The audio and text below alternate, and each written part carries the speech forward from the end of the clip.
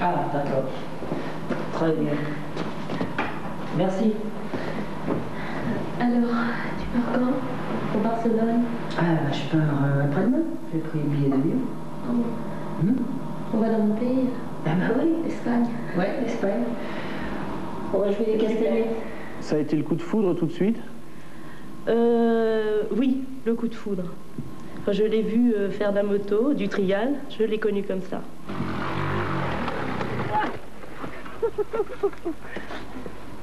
Oui, bah quand elle l'a connu, ça devait pas vraiment être ce jour-là. Est-ce que c'est un parfait petit homme d'intérieur? Il vous aide dans les tâches ménagères? Non. Jamais? Non, jamais.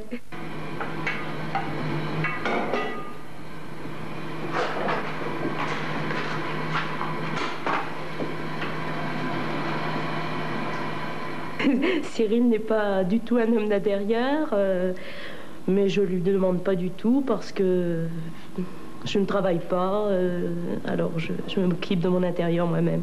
Ah oui, en somme, il gagne l'argent dans le désert, voilà. Et vous le dépensez. Voilà, je le dépense. C'est bien comme situation. Très agréable. Mais il vous aide même jamais à faire les courses, à, je sais pas, à sortir le chien? Il n'y a pas de chien. Ah, si, j'ai un chien. Ah bon? Il n'est pas là, mais j'ai un chien. Il sort le chien, mais il ne fait pas les courses. Il ne fait pas les courses? Non. Presque jamais? Presque jamais. Presque jamais, ça veut dire qu'il fait les courses quand la télé est là pour le filmer. Cela dit, vu son palmarès, elle vient souvent à la télé. Heureusement pour madame.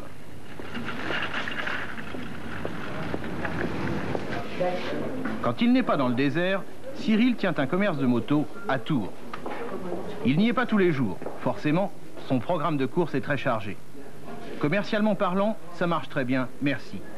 Mais il nous dira que la vente, ça n'est pas vraiment son truc. Il préfère s'occuper de la promotion.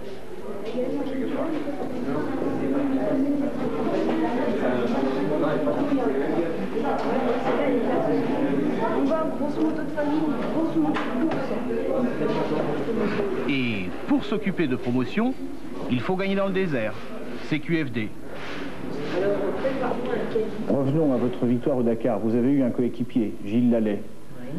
Vous avez pratiquement roulé tout le temps ensemble.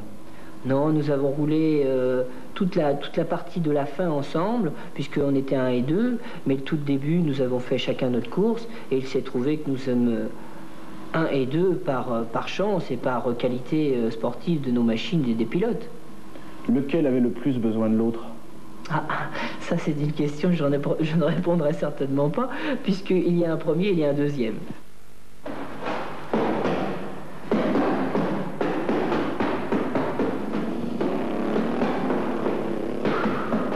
Gagné.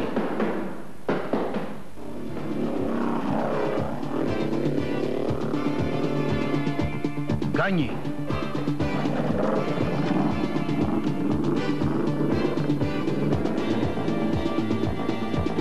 Gagné.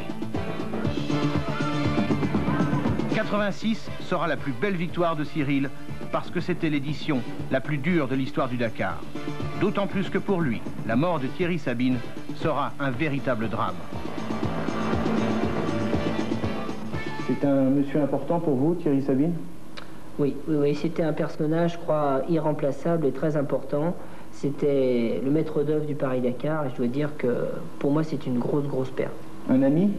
Oui, un ami, puisque je crois qu'avec Thierry nous avions quelques complicités, puisque j'ai participé à toutes ces Paris-Dakar bien sûr, mais à toutes ces croisières vertes, à tous les Touquets et une épreuve qu'il affectionnait, le Niamey-Bamako, sur le fleuve Niger.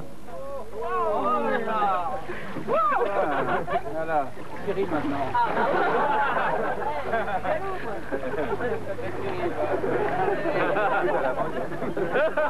Il m'a embrassé en plus. Comment vous allez faire sans lui? Vous allez partir d'abord? Oui, bien sûr, je partirai. Je soutiendrai d'ailleurs toute l'équipe de TSO, car Thierry avait formé une merveilleuse équipe, et il y aura un 9e Paris-Dakar, et bien sûr avec Cyril Neveu au guidon d'une moto.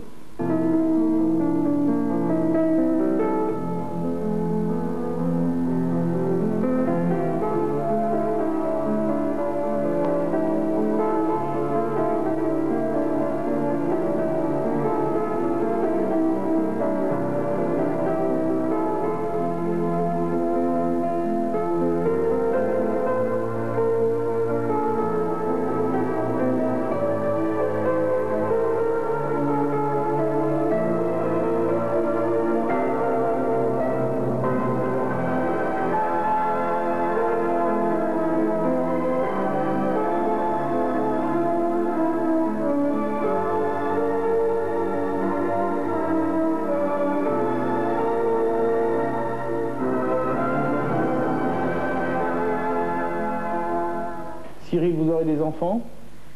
Eh bien, ça c'est une bonne question parce que je m'étais juré un peu, si je gagnais le 4e Dakar, de faire un petit. Alors je crois que maintenant, je vais peut-être être obligé.